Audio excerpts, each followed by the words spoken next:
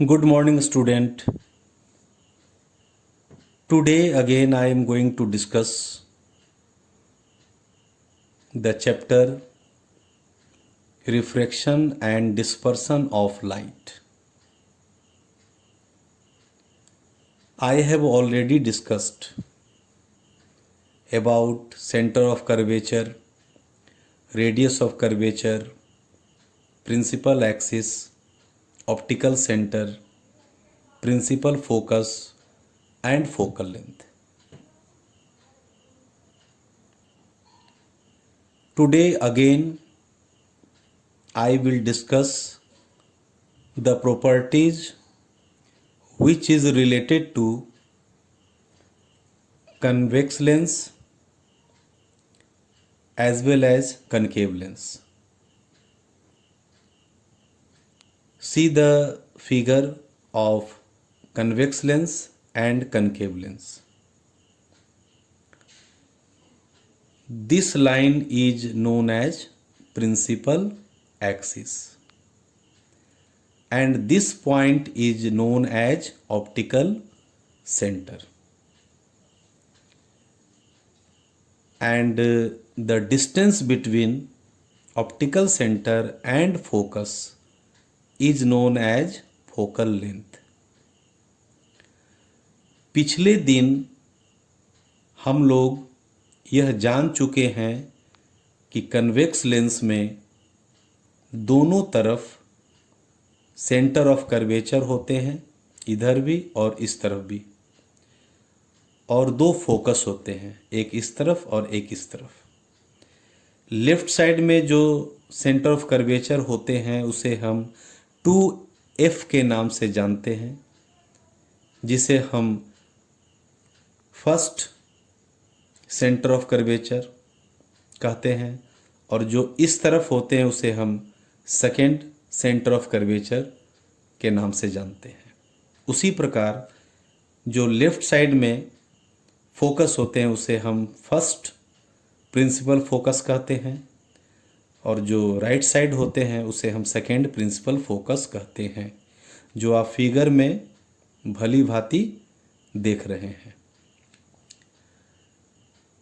यहाँ जानने वाली बात यह है कि जब rays of light which is parallel to principal axis, when parallel rays of light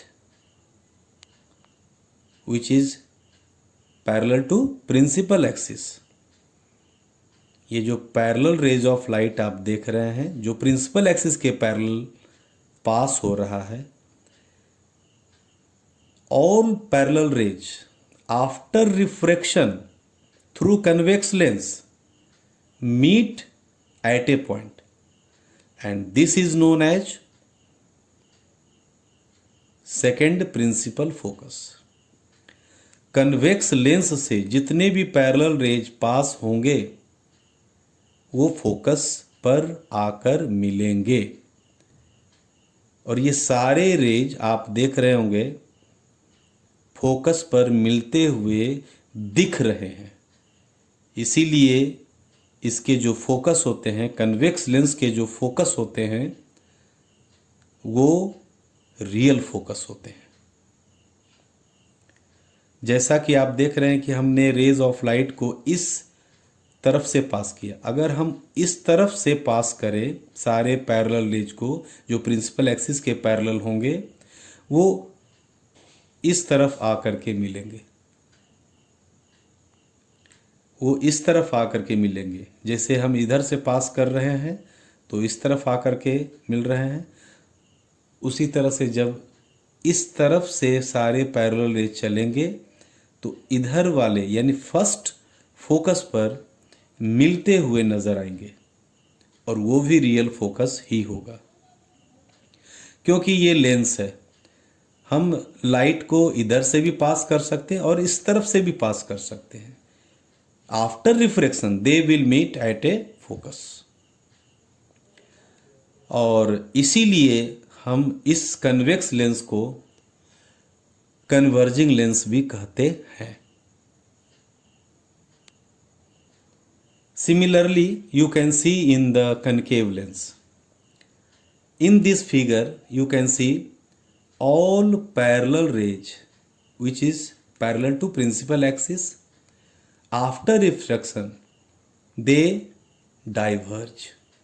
सारे पैरेलल रेज आप देख रहे हैं कि पास होने के बाद, रिफ्रैक्शन के बाद, वो सारे पैरेलल रेज डाइवर्ज हो रहा है।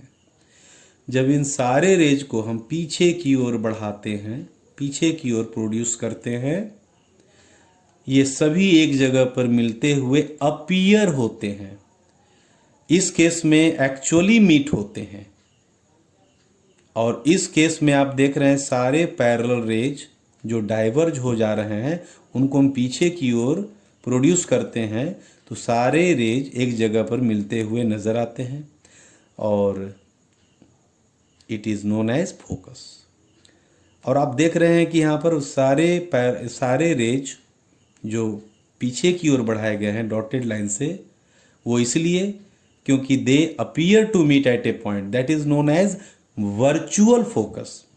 इसमें हम इसे वर्चुअल फोकस कहेंगे और इसमें हम रियल फोकस कहेंगे। तो कन्वेक्स लेंस में रियल फोकस होते हैं और कनकेव लेंस में वर्चुअल फोकस होते हैं।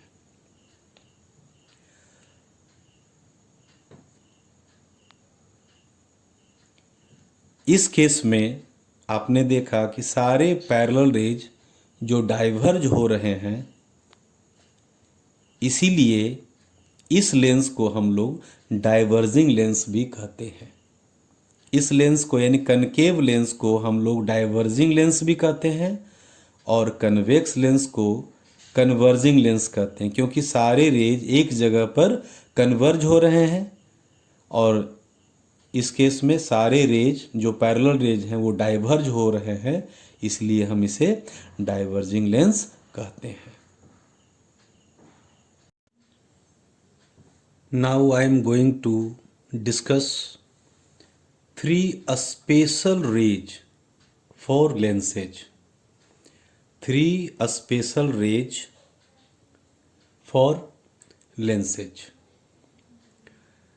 These ray diagrams help us to know the nature, size and position of the image formed when an object is kept at different distances from the convex lens as well as concave lens. ये तीनों रे convex lens के लिए या concave lens के लिए हमें help करेगा यह जानने के लिए कि जब ऑब्जेक्ट को कनकेव लेंस या कन्वेक्स लेंस के सामने हम अलग अलग डिस्टेंस पर रखेंगे तो इसका इमेज कहाँ पर बनेगा, उसका नेचर कैसा होगा, साइज कैसा होगा और पोजीशन कहाँ होगा।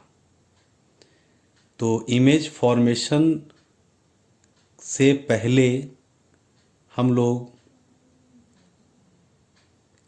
ये 3 में से 2 रे की ज़रूरत पड़ेगी इमेज फॉर्मेशन में।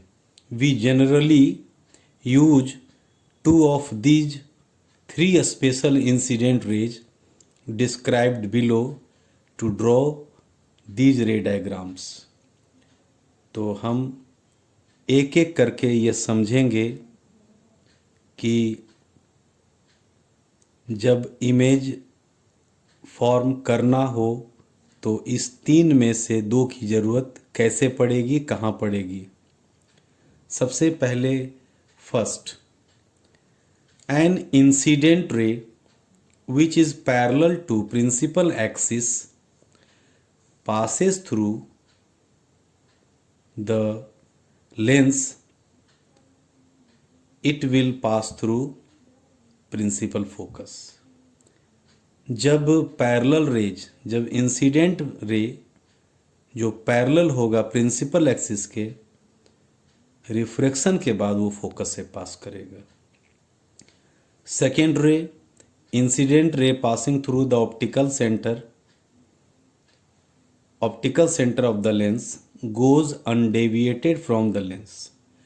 जब हम किसी भी रे को ऑप्टिकल सेंटर से पास करेंगे तो वो सीधा पास हो जाएगा। एंड थर्ड वन, जब कोई रे फोकस से पास करेगा तो रिफ्रैक्शन के बाद वो प्रिंसिपल एक्सिस के पैरेलल हो जाएगा। ओके, तो ये तीनों रे कन्वेक्स लेंस के लिए भी और कनकेव लेंस के लिए भी ज़रूरी है। और वो किस लिए? इमेज फॉर्मेशन के लिए। और अब हम लोग इमेज फॉर्मेशन के बारे में पढ़ेंगे कि किस ऑब्जेक्ट को कहाँ रखेंगे और उसका इमेज कहाँ पर बनेगा। इट मीन्स उसका नेचर कैसा होगा, उसका साइज कैसा होगा और उसका पोजीशन कहाँ होगा। सो see the first case. When an object is placed between optical center and focus, जब ऑब्जेक्ट को AB is an object, जब ऑब्जेक्ट को ऑप्टिकल सेंटर और फोकस के बीच में कहीं पर भी हम रखेंगे तो उसका इमेज कैसे बनेगा और नेचर क्या होगा इमेज का, साइज क्या होगा इमेज का और पोजीशन क्या होगा इमेज का, ये हम सीखेंगे ड्रॉ करने के लिए भी और जानेंगे। AB इज एन ऑब्जेक्ट, और अभी हम लोग 3 रे पढ़े थे। उस 3 रे में 2 रे की जरूरत पड़ेगी। सी, पैरेलल रेज चला, फोकस से पास किया। सेकेंड रे चला जो ऑप्टिकल सेंटर से चला, विदाउट बेंडिंग ये सीधा पास कर गया। जब हम इन दोनों रे को पीछे की ओर बैकवर्ड प्रोड्यूस करते हैं तो ये दोनों रे एक दूसरे को इंटरसेक्ट करता है ए डैश पर, and see the perpendicular line which is the image of that object. Object का नाम ए बी है और हमने इमेज का नाम ए डैश बी डैश रखा है। तो आप देख सकते हैं कि ऑब्जेक्ट कहाँ पर है और इमेज कहाँ पर बन रहा है। और आपसे क्वेश्चन में ये पूछेगा कि जो इमेज फॉर्म होता है उसका नेचर क्या होगा, साइज क्या होगा और पोजीशन क्या होगा। Nature virtual and erect, you can C virtual and erect, that is the nature. Size magnified than object, magnified, and position beyond the F point you can say, or same side as the object is, जिधर object है उधर ही image बन रहा है। तो nature हो गया virtual and erect, size हो गया मैग्नीफाइड और पोजीशन हो गया same side as the object is. Okay, इस लेंस का हम लोग यूज करते हैं मैग्नीफाइंग ग्लास के रूप में। अब हम लोग सेकेंड केस पर चलेंगे।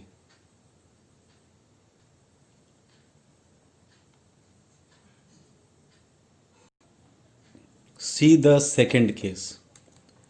अब ऑब्जेक्ट एफ पर है। फर्स्ट केस में हमने देखा कि object optical centre of focus के बीच में था। अब ऑब्जेक्ट एफ पर है। ये जो आप रे देख रहे हैं ये क्या है, ए और B you can say. A B object है, वही ऑब्जेक्ट जो फर्स्ट केस में था।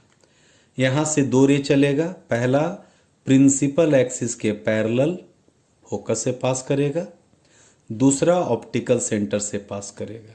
ये दोनों रे एक दूसरे के पैरेलल होगा।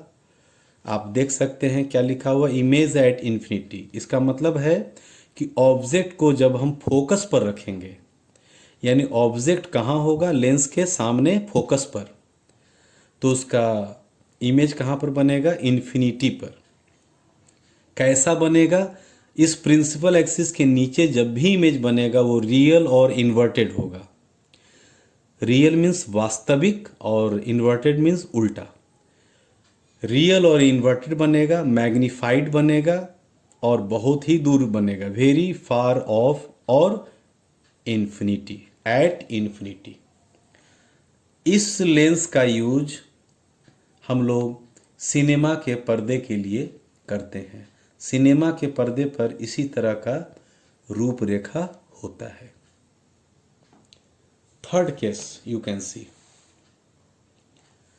in this case you can see, in this case